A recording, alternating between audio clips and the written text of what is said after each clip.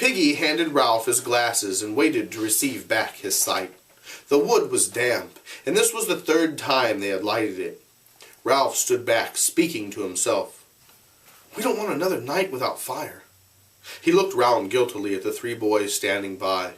This was the first time he had admitted the double function of the fire. Certainly one was to send up a beckoning column of smoke, but the other was to be a hearth now, and a comfort until they slept. Eric breathed on the wood till it glowed and sent out a little flame. A billow of white and yellow smoke reeked up.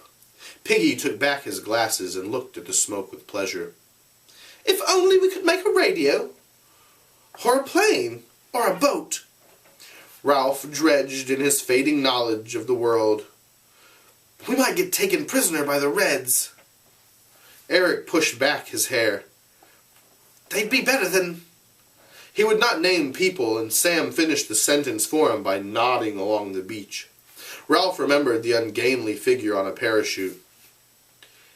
"He said something about a dead man." He flushed painfully at this admission that he had been present at the dance. He made urging motions at the smoke with his body. "Don't stop. Go on up." "Smoke's getting thinner. We need more wood already, even when it's wet. My asthma." The response was mechanical. "Sucks to your asthma. If I pull logs, I get my asthma back.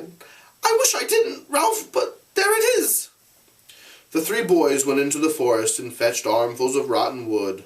Once more the smoke rose, yellow and thick. "Let's get something to eat." Together they went to the fruit trees, carrying their spears, saying little, cramming in haste. When they came out of the forest again, the sun was setting, and only embers glowed in the fire, and there was no smoke. "I can't carry any more wood," said Eric. "I'm tired." Ralph cleared his throat. "We kept the fire going up there. Up there it was small, but this has got to be a big one." Ralph carried a fragment to the fire and watched the smoke that drifted into the dusk. "We've got to keep it going." Eric flung himself down. "I'm too tired, and what's the good?" "Eric," cried Ralph in a shocked voice, "don't talk like that." Sam knelt by Eric. "Well, what is the good?" Ralph tried indignantly to remember. There was something good about a fire, something overwhelmingly good. "Ralph's told you often enough," said Piggy moodily. "How else are we going to be rescued?" "Of course, if we don't make smoke." He squatted before them in the crowding dusk. "Don't you understand? What's the good of wishing for radios and boats?" He held out his hand and twisted the fingers into a fist. "There's only one thing we can do to get out of this mess. Anyone can play at hunting. Anyone can get us meat." He looked from face to face. Then at the moment of his greatest passion and conviction, that curtain flapped in his head, and he forgot what he had been driving at. He knelt there, his fists clenched, gazing solemnly from one to the other. Then the curtain whisked back. "Oh yes! So we've got to make smoke, and more smoke. But we can't keep it going. Look at that." The fire was dying on them. "Two to mind the fire," said Ralph, half to himself. "That's 12 hours a day." "We can't get any more wood, Ralph." "Not in the dark. Not at night." "We can light it every morning," said Piggy. "Nobody ain't going to see smoke in the dark." Sam nodded vigorously. "It was different when the fire was up there." Ralph stood up, feeling curiously defenseless with the darkness pressing in. "Let the fire go, then, for tonight." He led the way to the first shelter, which still stood, though battered. The bed leaves lay within, dry and noisy to the touch. In the next shelter a little un was taking in his sleep. The four big uns crept into the shelter and burrowed under the leaves. The twins lay together, and Ralph and Piggy at the other end. For a while there was the continual creak and rustle of leaves as they tried for comfort. "Piggy?" "Yeah?" "All right. Suppose so." At length, save for an occasional rustle, the shelter was silent. An oblong of blackness relieved with brilliant spangles hung before them, and there was the hollow sound of surf on the reef. Ralph settled himself for his nightly game of supposing. Supposing they could be transported home by jet, then before morning they would land at that big airfield in Wiltshire, which is in southwest England. They would go by car. No, for things to be perfect, they would go by train, all the way down to Devon, and take that cottage again.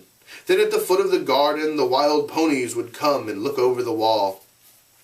Ralph turned restlessly in the leaves. Dartmoor was wild, and so were the ponies, but the attraction of wildness had gone. His mind skated to a consideration of a tamed town where savagery could not set foot. What could be safer than the bus centre with its lamps and wheels? All at once Ralph was dancing round a lamp standard. There was a bus crawling out of the bus station, a strange bus, so he's dreaming. Ralph! Ralph! What is it?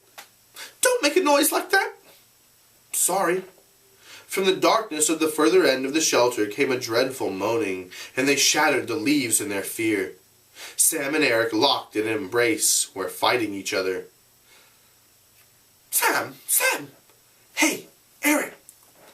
Presently all was quiet again. Piggy spoke softly to Ralph. We got to get out of this. What do you mean? Get rescued. For the first time that day, and despite the crowding blackness, Ralph sniggered. I mean it, whispered Piggy. If we don't get home soon, we'll be balmy. Round the bend. Bomb happy. Crackers. So these are all euphemisms for going mad, basically. And it really brings up the question, how important is society and civilization for one's sanity?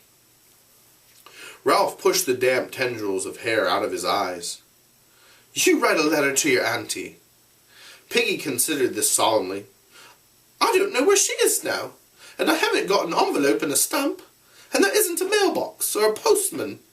The success of his tiny joke overcame Ralph. His sniggers became uncontrollable. His body jumped and twitched. Piggy rebuked him with dignity. I haven't said anything all that funny. Ralph continued to snigger through it, though his chest hurt. His twitchings exhausted him till he lay breathless and woebegone, waiting for the next spasm. During one of these pauses, he was ambushed by sleep. Ralph, you've been making a noise again. Do be quiet, Ralph, because... Ralph heaved over among the leaves. He had reason to be thankful that his dream was broken, for the bus had been nearer and more distinct. Why because? Be quiet and listen. Ralph lay down carefully to the accompaniment of a long sigh from the leaves. Eric moaned something and then lay still. The darkness, save for the useless oblong of stars, was blanket thick. I can't hear anything. There's something moving outside. Ralph's head prickled. The sound of his blood drowned all else and then subsided. I still can't hear anything. Listen. Listen for a long time. Quite clearly and emphatically, and only a yard or so away from the back of the shelter, a stick cracked. The blood roared again in Ralph's ears. Confused images chased each other through his mind. A composite of these things was prowling round the shelters. He could feel Piggy's head against his shoulder and the convulsive grip of a hand. Ralph! Ralph! Shut up and listen! Desperately, Ralph prayed that the beast would prefer little uns. A voice whispered horribly outside. Piggy! Piggy!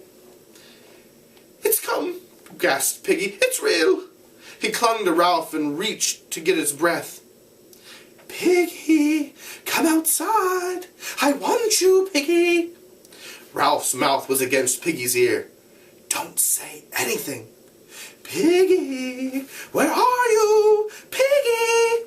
Something brushed against the back of the shelter. Piggy kept still for a moment. Then he had his asthma. He arched his back and crashed among the leaves with his legs. Ralph rolled away from him.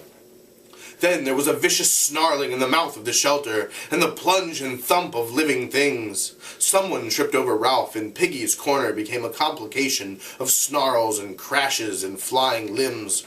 Ralph hit out. Then he and what seemed like a dozen others were rolling over and over, hitting, biting, scratching. He was torn and jolted, found fingers in his mouth and bit them.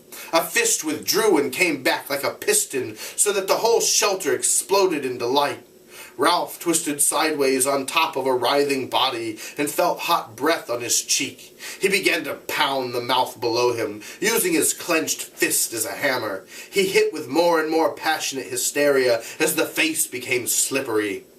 A knee jerked up between his legs and he fell sideways, busying himself with his pain, and the fight rolled over him. Then the shelter collapsed with smothering finality, and the anonymous shapes fought their way out and through. Dark figures drew themselves out of the wreckage and flitted away, till the screams of the little ones and Piggy's gasps were once more audible. Ralph called out in a quavering voice, "All you little ones, go to sleep.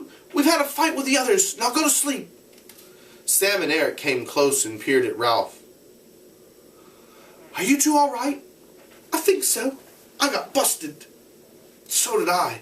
How's Piggy?" They hauled Piggy clear of the wreckage and leaned him against a tree. The night was cool and purged of immediate terror. Piggy's breathing was a little easier. "Did you get hurt, Piggy?" "Not much." "That was Jack and his hunters," said Ralph bitterly. "Why can't they leave us alone?" "We gave them something to think about," said Sam. Honesty compelled him to go on. "At least you did. I got mixed up with myself in a corner." "I gave one of them what for," said Ralph. "I smashed him up all right. He won't want to come and fight us again in a hurry." "So did I," said Eric. "When I woke up, one was kicking me in the face. I got an awful bloody face, I think." "So did I," said Eric. "When I woke up, one was kicking me in the face. I got an awful bloody face, I think, Ralph. But I did him in the end." "What did you do?" "I got my knee up," said Eric with simple pride, "and I hit him with it in the pills. You should have heard him holler. He won't come back in a hurry either, so we didn't do too badly." Ralph moved suddenly in the dark, but then he heard Eric working with his mouth. "What's the matter?" "Just a tooth loose." Piggy drew up his legs. "You all right, Piggy?" "I thought they wanted the conch." Ralph trotted down the pale beach and jumped onto the platform. The conch still glimmered by the chief's seat. He gazed for a moment or two, then went back to Piggy. "They didn't take the conch." "I know. They didn't come for the conch. They came for something else. Ralph, what am I going to do?" Far off along the bow stave of beach, 3 figures trotted toward the castle rock. They kept away from the forest and down by the water. Occasionally they sang softly. Occasionally they turned cartwheels down by the moving streak of phosphorescence. The chief led them, trotting steadily, exulting in his achievement. He was a chief now in truth, and he made stabbing motions with his spear. From his left hand dangled Piggy's broken glasses. So these boys jumped in to steal Piggy's glasses. Everybody starts fighting. The twins and Ralph think that they have at least, gotten a few licks in against Jack and his hunters, but really it turns out that they just beat themselves up, Ralph punching Eric in the face and then Eric kneeing Ralph in the pills, as he said. So really kind of a dismal situation now for Ralph and his guys. And Piggy is completely blind at this point, or mostly blind without his glasses. So you can see the plot is definitely developing, and Jack's group is looking more and more like they are in control. So that's it for Chapter 10. Next time we're getting into Chapter 11.